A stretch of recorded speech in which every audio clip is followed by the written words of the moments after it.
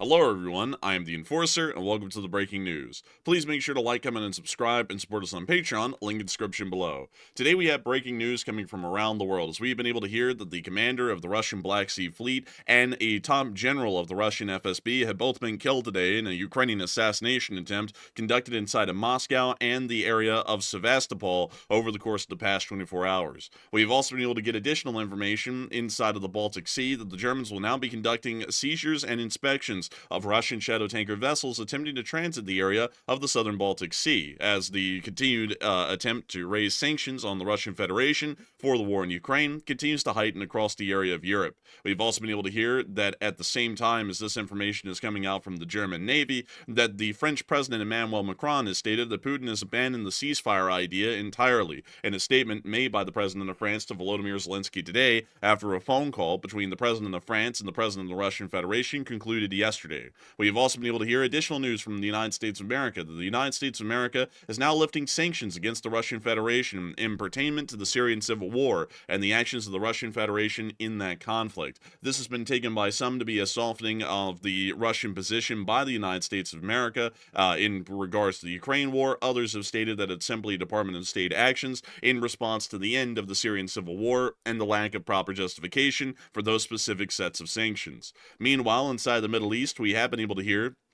that the Islamic Republic of Iran has once again closed its western and central airspaces to any kinds of air traffic, while at the same time, we have also been able to hear that according to U.S. intelligence, the Iranians were prepared to mine the Strait of Hormuz just several days ago and would have moved forward with that plan if the conflict had continued to transpire for later days rather than what we saw. We have also been able to hear that Hamas has continued to fire rockets into the state of Israel, with air alerts being sounded over the small border town of Sderot, and a large amount of air defense activity being seen near that area. The Israeli Defense Forces are continuing their bombardments of the Gaza Strip, as the Israeli President or Prime Minister Benjamin Netanyahu has stated that there will no longer be a Hamas in existence. Meanwhile, in the Republic of India, we have also been able to hear that the Prime Minister Modi has made a statement that all Chinese parts need to be removed from Indian weapon systems and equipment, and all Chinese parts that are originating, at least in their manufacture, from the People's Republic of China should be outsourced to other countries to make sure that the Republic of India is not reliant on China for strategic defense purposes. Inside the Democratic People's Republic of Korea, we have also been able to hear that the North Korean government has decided to send more soldiers into the Ukraine war, upping the number from 11,000 to 30,000, meaning that there will now be 3 full North Korean infantry regiments present in the war in Ukraine. There is a large amount of news going on around the world today, and moving on into our first pieces of news, we have been able to hear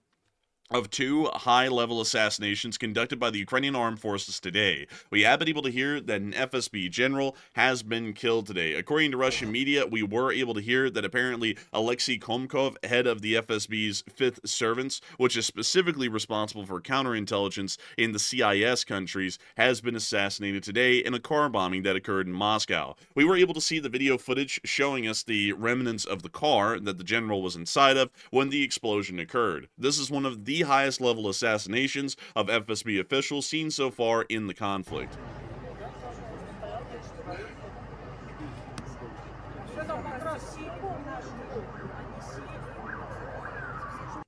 From what we are generally understanding, the Ukrainian armed forces are now going on a targeted assassination spree against high-level Russian officials as they attempt to knock out these key leaders and to try and disorganize or create great deals of confusion within those specific government departments. Not only that, we have also been able to hear either in Novorossiysk or Sevastopol, our geolocation is inside of Novorossiysk, but at the moment the Black Sea Fleet and its headquarters is transient within both Sevastopol and Novorossiysk, we have been able to hear information that has corroborated that the Russian Black Sea Fleet Commander Admiral Akamatov, has been killed today in a Ukrainian assassination as well, as operatives from the Ukrainian military intelligence have somehow assassinated the commander, although the exact reason or cause of assassination is unknown at the moment as far as the actual method or implement used to kill the commander. We do understand, however, that this has been the admiral and commander of the Black Sea Fleet since the death of the actual Black Sea Fleet admiral several years ago, and it does appear that this admiral has also been killed as well, either in Novorossiysk or Sevastopol at the moment. We are not entirely sure exactly where this commander has been killed. I want to make that somewhat clear because there are two locations that the Black Sea Fleet is currently operating out of. Technically, in the present day, the Black Sea Fleet headquarters is still inside of Sevastopol, but due to Ukrainian attacks that occurred in the earlier part of 2024, the Black Sea Fleet headquarters was actually destroyed and knocked out entirely in a Ukrainian missile attack. You can actually see that headquarters building about right here, which was where it used to be, but it has been blown up. So as a result of that, we do not know where the Russian Black Sea Fleet's command headquarters were or where the admiral was. He could have been inside of Sevastopol, but then again, we are largely seeing that the remnants of the Black Sea Fleet that have not been destroyed so far are operating out of Novorossiysk. And considering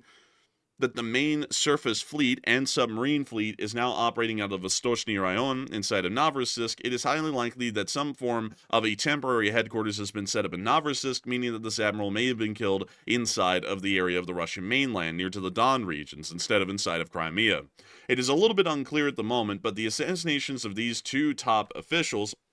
is making one thing incredibly clear. The Ukrainian armed forces and the Ukrainian intelligence services are able to find, coordinate, and conduct attacks against high-level Russian officials and knock them out entirely. The kind of damage and impact that this will be having on Russian command abilities will be significant, as these commanders will have to be replaced with someone with less experience, and not only that, not necessarily seasoned within the realm of the command structure that they'll find themselves in now. This is something that will start to cause very considerable issues, not necessarily for the Black Sea Fleet, but in particular for the Russian FSB. The FSB counterintelligence operations are somewhat crucial, and also have not really been doing all too well already, even with experienced commanders like the one we just heard of being assassinated today. These kind of top commanders are responsible for coordinating and conducting the efforts that the Russian Federation will find necessary to be able to find and stop any Ukrainian plots or any Western plots in general to conduct sabotage, espionage, or intelligence gathering operations inside the Russian Federation and other CSTO or CIS countries.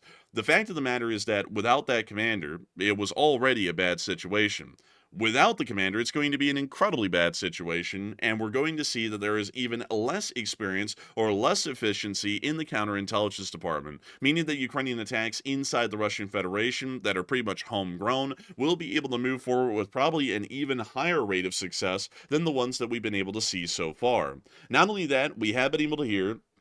that the Russian Federation is also going to be dealing with more issues financially, as the Russian shadow tanker fleet will now be inspected by the German Navy as they transit through the Baltic Sea. According to information that we have been able to get from German authorities, starting on July 1st, German authorities will begin requiring tankers to provide information on insurance coverage in the event of oil pollution damage. This is apparently an action by the Germans to stop an incident much similar to the one we saw a while ago, where the Russian tanker Everton, if I'm not mistaken, actually ended up going adrift near to the area of the isle of the lands of Stralsund, and it ended up having to be recovered by German tugboats, and then that vessel was actually seized by extension by the German government while it was in port, thus rendering another shadow tanker inoperable for the Russian shadow tanker fleet. It does appear that this is also a guise for the German Navy to be able to stop and inspect these vessels as they're transiting the southern Baltic, possibly allowing them to try and disclose the contents of the cargo or the specific petroleum products, and once again show that they were either inbound to Russia or outbound from Russia. Both of those things are not allowed through international sanctions currently. This will give the German Navy and the German Coast Guard the proper justification to be able to arrest the crew and seize the vessel, and most likely repurpose it for German uses. This will also start to cause significant damage to the Russian financial apparatus, as the Russian economy is a monolithic economy, relying entirely on its oil exports. If these oil exports continue to be threatened by the German Coast Guard and Navy in the southern Baltic Sea, as most of these vessels are attempting to make their way to the port of Ust-Luga, just outside of St. Petersburg, and other smaller ports in the surrounding area, this will start to cause a massive amount of financial drain on the Russian economy, as a lot of the final product goods, in terms of petroleum and liquefied natural gas, will not be able to access an open market, and for this reason, while they may be producing those fuels, there is going to be no buyers, meaning that these companies are going to be be losing a lot of money to try and extract these materials, and that also means that there will eventually be a mass layoff, even further than the ones we've seen so far, of petroleum workers and personnel, which make up a large part of the workforce in Russia. With this in mind, this will also start to cause a further economic slide, decreasing the Russian tax base and also decreasing the ability that the Russian government has to, one, make money off of the oil itself, and two, to continue to receive taxes from the rest of the economy that would be able to still produce some sort of economic output to where they can finance the war in Ukraine just a little bit longer. All of those things will be threatened by these potential German actions, and so while benevolent appearing on the surface, it will end up being a rather catastrophic thing for the Russian Federation, especially the Germans use this as their justification to seize and arrest the crews of these vessels and the vessels themselves. We have also been able to hear that from inside of the Republic of France, according to the President of France, Emmanuel Macron, that it appears that Russia has abandoned the idea of a ceasefire and has not changed their position on the war in Ukraine. That was according to Macron and his statement to President Volodymyr Zelensky just earlier today. It does appear quite obvious at this point that the French president has been able to get from his phone call with President Putin that there is absolutely no way, shape, or form that the Russian Federation is seriously considering a ceasefire at this moment. It does appear that the Ukrainian armed forces are going to be in a little bit of a difficult situation, as it is impressively clear that there will be no negotiated ceasefire out of this conflict, at least for now, and that the war in Ukraine will have to go on for an incredibly long time. The reason why that would be a little bit of a precarious position is because we've been able to hear that the United States of America just yesterday has stopped most arms shipments of precision-guided weapons and air defense missiles to the state of Ukraine, and not only that, we have also been able to hear today in a rather controversial move that the President of the United States has lifted sanctions against the Russian Federation on companies and banks, including the Rosso Boron export, which is a Russian state arm trader and sole authorized exporter of military and dual-use goods. This has been a move following the July 1st decision to lift restrictions on Syria. This has been a controversial move in the United States of America, as multiple people have been saying different things about this action. One, the sanctions were originally intended for the war in Syria. As many will know, the Syrian civil war raged on for nearly 11 and a half years before it was ended in the latter part of 2024 by the HTS, the Tahrir al-Sham, led by al-Jalani, who was able to lead a successful offensive that destroyed the Russian-backed Bashar al-Assad regime and led Bashar al-Assad to live in exile inside the Russian Federation. One thing is quite clear, however, that these sanctions have also caused a difficulty for the Russian Federation to be able to export or sell their goods to really any countries around the world, and this has also been hitting the Russian arms exporting industry as a whole. While these sanctions were specifically implemented against the Syrian civil war and the Russian involvement in that conflict, the lifting of these sanctions could start to have a broader impact on the Russian economy and their money-making abilities in terms of arms exports to multiple countries around the world. And this will start to make it even easier for the Russian Federation to be able to make a little bit of cash, at least in the meantime, to be able to try and keep their war effort running. Some others have argued, however, that these sanctions had to be lifted, as the Republic of Syria, that once these sanctions were implemented to stop from getting arms, doesn't exist anymore, and the Syrian interim government is the only country or entity to exist within the former borders of the Republic of Syria. This in short means that the sanctions are no longer applicable. There isn't a reason to apply sanctions to a Russian arms dealer for dealing weapons to a country that doesn't even exist in the present day. There are some decent arguments to be made for either side, but if I was to weigh in my personal opinion and give an editorial on it, I would generally say that the sanctions should have remained in place. The Russian Federation has been conducting an illegal war in Ukraine for years at this point, and not only that, has continued to attempt an arming and supplying of the United States enemies inside the Middle East, as well as inside of East Asia. For these reasons, I would say that these sanctions largely still have a justification, with their greater impact throughout the Middle East and East Asia, and for this reason, the Russian Federation should not see that these sanctions are lifted, and the sanctions should continue to remain in place to try and cause further damage to the Russian arms exporting industry and the Russian financial institutions, which also profited greatly from those arms sales. Nevertheless, we have been able to hear from out of Moscow, however, or largely more so to move on from the Moscow news and on into the state of Ukraine, that there have been some interesting occurrences inside the state of Ukraine, at least recently. Starting off first inside of the occupied territories of southeastern Crimea, or specifically near to the Kerch Peninsula, Peninsula, we have been able to see satellite footage confirming the damage that was caused at the Kirovskoye airport, which housed a Russian rotary aviation wing for months before the Ukrainian attacks that occurred just several days ago. Satellite footage has confirmed that multiple Russian helicopters were lost at this airfield, and you can actually see the helicopters, or at least the lost locations of these helicopters, squared in with white squares on the satellite footage. You can see the helicopters in the before satellite footage and the after satellite footage. We can confirm, at least in this satellite footage, that 3 Russian helicopters were destroyed.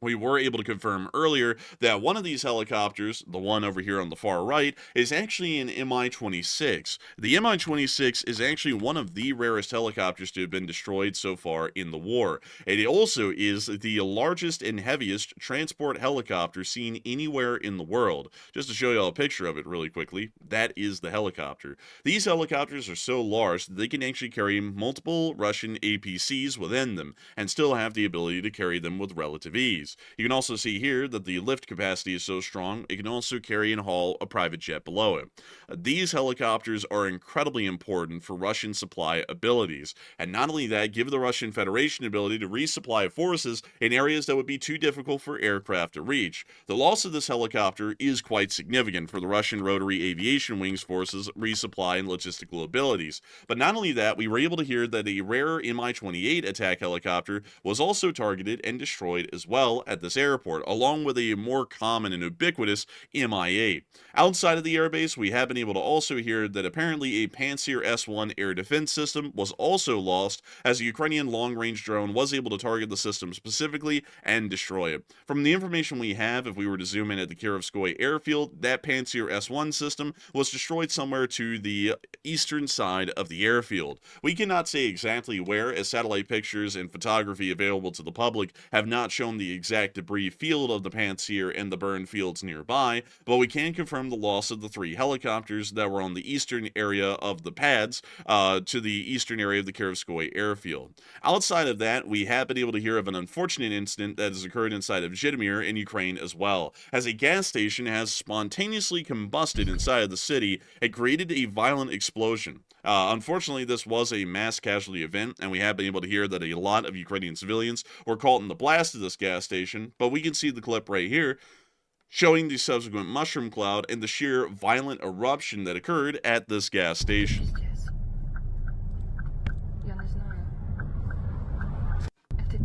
It is unclear at the moment what caused the gas station explosion, but we will most likely be getting more intelligence and information on that as time passes. It is somewhat likely that it actually could have been a Russian sabotage attack of some type, or it may have just been a simple incident that ended up creating a violent result. Either way, it is one of the largest explosions of petroleum product that we've seen inside the state of Ukraine throughout the entirety of the conflict. And it is once again showing us that the state of Ukraine is running into some smaller issues, at least on the home front, with significant explosions like these. Outside of that, and outside of the state of Ukraine and inside the Middle East, we have also been able to hear that things are not really going that peachy, at least as far as the Israel-Iran situation is concerned, as proxy forces continue their attacks against the state of Israel, and it appears that the Islamic Republic of Iran is conducting somewhat suspicious activities. We were able to hear that the Islamic Republic of Iran has closed its western and central airspaces once again today, and we do not know exactly why. We were able to hear that these NOTAMs were being issued yesterday for the closure of these airspaces during this time today, but still, we have absolutely no clue or reason to believe that there is any specific reason as to why the airspace would be closed. The only incident or time that we've seen that airspace closures have happened like this was during the past few years, whenever the Islamic Republic of Iran was planning to conduct a missile or drone attack against the state of Israel. It was usual that they would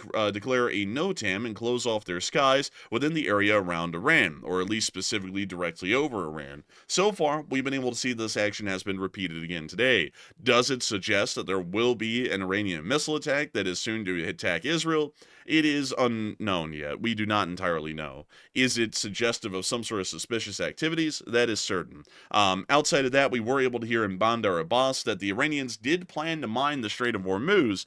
which is a key route for global oil trade, and according to Reuters, during the conflict with Israel, Iranian forces did load naval mines onto ships. The mines were never deployed in the strait, but it remains unclear whether they have been removed from the vessel. Outside of that, we also have been able to hear in the state of Israel that while the ceasefire continues to remain in place between the Israelis and the Iranians, it is also quite clear that the ceasefire with the Israelis and Iran's proxy forces, which are funded and operated by the Islamic Republic of Iran, has not necessarily fallen into place just yet. We have been able to hear that there has been some interceptions of Hamas missiles that were fired near to the town of Sderot today, and we were also able to see that there are air alerts that did exist over the town. Hamas forces did fire a small amount of unguided Qassam rockets from the Gaza Strip into the area of the state of Israel. All of those were intercepted, but it is quite clearly showing that the ceasefire attempts with Hamas in Israel are not going as successfully as the ones that occurred between Iran and Israel. And it also is showing that the Islamic Republic of Iran continues to have an increased propensity to use their proxy forces once again to try and continue on the attacks and actions that Iran could not officially conduct on their own. We have been able to see that the Israeli Defense Forces have continued to pound Hamas positions, and according to Netanyahu, once again today, he has said in a statement that there will be no more Hamas, once again showing the Israeli government's continued wishes or attempts to try and destroy the Hamas forces inside of the Gaza Strip, which are directly funded and operated practically through the Islamic Revolutionary Guard Corps, which is operated directly by the Iranian government.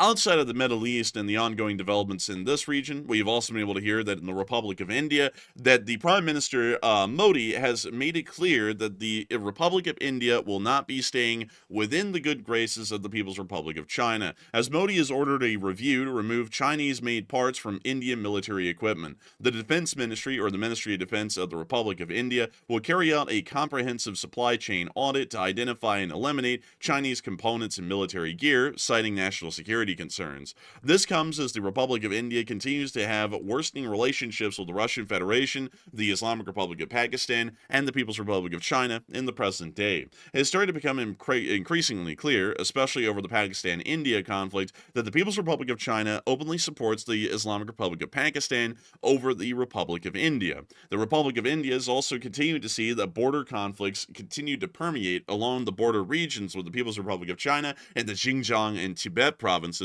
or largely within the Ladakh region of India, and these are starting to continue to cause a deepening wound between the relationship of China and India. As a result of this, the Republic of India is trying to remove all Chinese influence from their defense sphere, in an attempt to try and outsource those equipments and parts to other countries, such as the ones in Europe or the United States of America directly. This is also showing that the United States has a prime time opportunity to continue to try and improve their relationships with the Republic of India and to create a strong military and economic ally within the region. If that was the case, or if that was achieved, it would ensure that the People's Republic of China would never be able to create an uncontested sphere of influence within the Indian Ocean, as the Indian nation would actually stand as the very roadblock